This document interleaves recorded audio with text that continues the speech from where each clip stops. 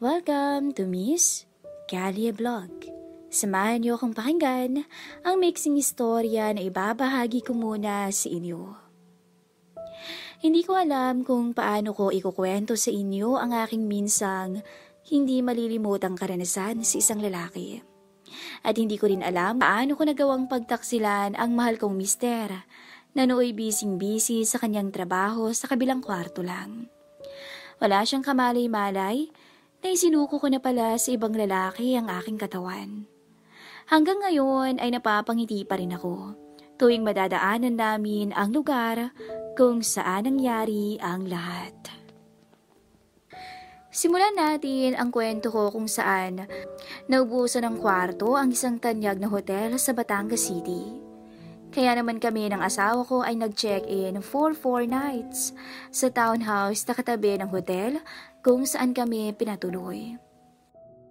Maganda ang townhouse kaya walang problema. Victorian, Italian ang estilo ng mga townhouse na akala mo na si Italy ka. Ako si Cecil, 32 years old at 33 ang aking asawa na si Romel. 2 years na kaming kasal at wala pang anak at pareho kaming manager sa isang kilalang kumpanya sa Maynila. Dahil maganda ang career naming dalawa, ay napag-isipan naming mag-ipon muna para sa future bago naming planuhing magka-baby. Pagdating namin sa townhouse, agad kaming naligo ni hubby dahil galing pa kami sa 8 hours na biyahe. Pareho kaming executive sa isang malaking kumpanya, kaya pagkapaligo ay napagkasunduan naming magbasa at sumagot muna sa mga emails. Kaya lang hindi gumagana ang router ng wifi. Kaya agad na tumawag ang mister ko sa hotel reception para ipaayos ang wifi. Gumagana naman ang kanyang data smartphone, kaya lang mas gusto niyang magtrabaho sa kanyang laptop. Ilang saglit pa dumating ang IT technician ng hotel.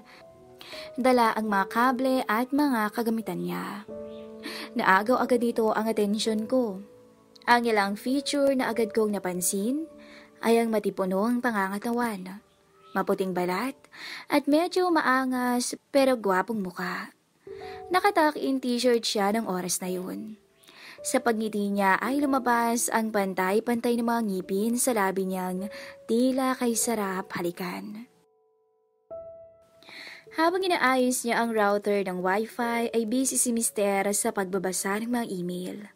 Hanggang naisipan niyang umakyat sa aming kwarto para hanapin ang isang artikulong naalala niyang related sa kanyang binabasa. Ako naman ay panay sulyap kay Mr. Technician. Siguro mga late to 25 to 28 lang ang edad dito.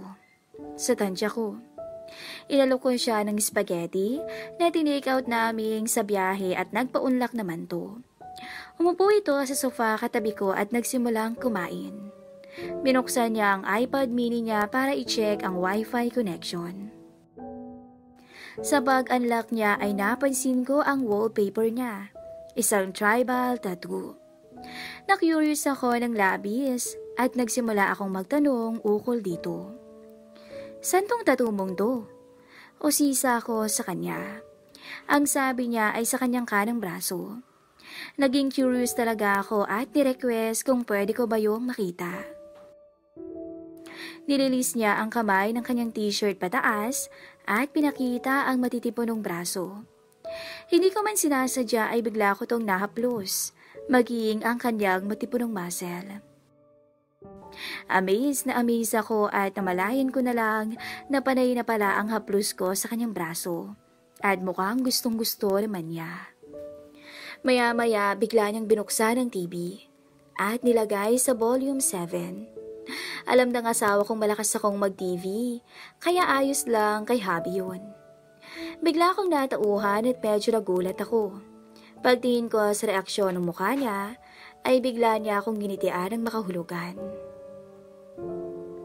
Tila may sinasabi ang mga mapupungan niyang mata, at loba akong natunaw sa kanyang mga ngiti. Ano po bang ginagawa ni Sir sa inyong kwarto, ma'am? Tanong niya sa akin. Ayun. Nagbabasa at hinahanap yung article na pwede niyang i-reply sa kanyang email.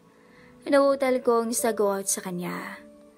Mga ilang minutes po ba siya doon, ma'am? Tanong niya ulit sa akin. Baka matagalan pa yun. Kailangan niyang basahin yung mga articles na dala namin eh. Sabi ko naman sa kanya. Ewan ko kung bakit ko siya sinagot. Feeling ko ina-entertain ko na siya masyado at nawala na si isip ko na aayusin pala niya ang wifi router. Nabigla ako nang bigla siyang bumulong sa akin. May isa pa raw siyang tattoo sa kanyang hita. Tinanong niya ako kung gusto ko raw makita. Wala naman ako sa aking sariling katinuan at napatango na lamang ako. Bigla niyang kinalas ang sintro niya at walang pakieming ibinaba ang maong niyang kupas. Nakita ko nga ang isang tattoo na yun. Isa itong katawan ng ahas at ang ulo nito ay nakatago sa ilalim ng kanyang suot na underwear. Napalunok na lang ako at biglang bumilis ang pagtibok ng puso ko. Agad kong iniiwas ang aking tingin. Tinanong niya ako kung gusto ko raw bang mahagip yung tattoo. Dahil para na akong nawala sa sarili ko, tumawa lang ulit ako at iyon nga ang aking ginawa. Ginabayan niya ang aking kamay upang pasadahan ng tattoo na katawan ng ahas sa kanyang hita. Pero maya-maya, napansin kong sa iba na patungo ang kamay ko, kaya medyo hinawi ko pabalik ang braso ko. Medyo awkward at natahimik kami pareho ng oras na yun. Para akong kinakabahan at excited sa sitwasyon. Bigla niyang tinanong kung gusto ko rin daw ba ng tattoo. Sabi ko naman na hindi ko alam. Dahil kakatapos ko lang maligo, ay naka-above the nilos na palda lang ako. Kaya alam kong panay din ang sulyap niya sa aking legs. At sa isang iglap, napansin ko na lang ang paghaplos niya sa aking hita pataas, na para bang itinatatak niya ang tattoo na ahas doon. Isang matagal at makapangyarihang haplos. Milyong-milyong boltahe ng kuryente ang kanina pa dumadaloy sa akin. Nanunuyo ang aking lalamunan at para akong mawawalan ng malay nang mapansin kong naabot na pala niya ang dapat ay para lang sa aking asawa. Bigla na lamang akong nagulat nang isandal niya ako sa armrest ng sofa. Sisigaw na sana ako sa pagkakagulat at pagkakabigla nang bigla niyang pinagdikit ang aming mga muka. Nang matiyak niyang hindi na ako sisigaw ay bigla niya akong binulungan. Ma'am, tama nga ako. Napakabango niyo at napakaganda. Ang puti at napakalambot ng inyong balat. Sa sinabi niya ay lalo akong na-turn on.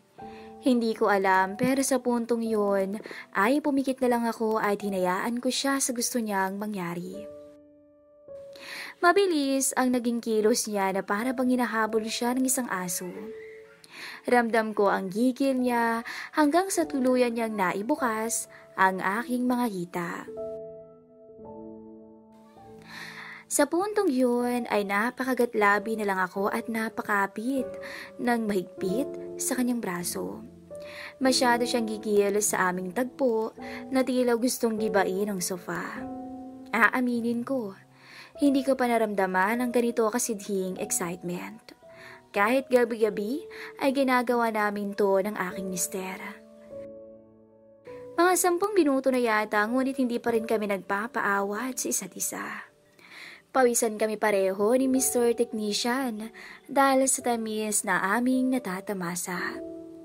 Maya-maya nagulat na lang kami nang biglang sumigaw ang mister ko mula sa taas. Tinatanong kung yari na ang internet. Kinabahan ako ng husto at napasigaw na hindi pa. Lalo kaming nagmadali sa kaunting pagkakataon na meron kami. Para akong mawawala ng malay sa tindi ng tinatamasa hanggang sa bigla kaming nakarinig ng mga yabag ng paa mula sa taas at biglang pagbukas ng pinto. Narinig ko ang mister ko nakausap ang kanyang boss sa kanyang cellphone. Grabe ang pintig ng puso ko. Magkahalong kaba at uhaw ang aking nararamdaman pero hindi pa rin kami nagpapaawat sa isa't isa. Gigil kami pareho. Hindi ko na alam ang gagawin ko at baka tuluyang bumaba na ang mister ko at mahuli kami. After a few seconds, narinig ko ang pagsara ng pinto sa room at nagpatuloy si Mister sa usapan nila ng boss niya. Ilang minuto pa ay muli niya akong hinalikan ng matamis sa labi, hanggang sasabay na nga naming marating ang rurok. Ilang galaw pa at bigla siyang tumayo, nagpantalon at dumiretso sa router ng internet. Sabay sigaw ng mister ko, na gumana na raw ang wifi sa computer niya at siya namang baba niya. Nabutan niya ang IT technician na nakaupo kaharap ang router na parang pawis na pawis sa pagtatrabaho. At ako naman ay napatayo at pumunta ng kusina para kumuha ng mainom kunwari. Sa aking paglakad papuntang kusina ay ramdam ko pa ang pagod ng aking katawan. Umakyat muli ang mister ko at maya-maya, nagulat ako nang may biglang humablot sa aking braso. At bigla akong ginawaran ng matamis na halik. Nang magtama ang aming mga mata, ay ngumiti lang ang technician sabay kindat sa akin.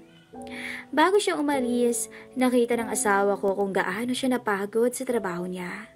Dahil pawis na pawis ang mokong, kaya binigyan pa siya ni mister ng 200 pesos bilang tip.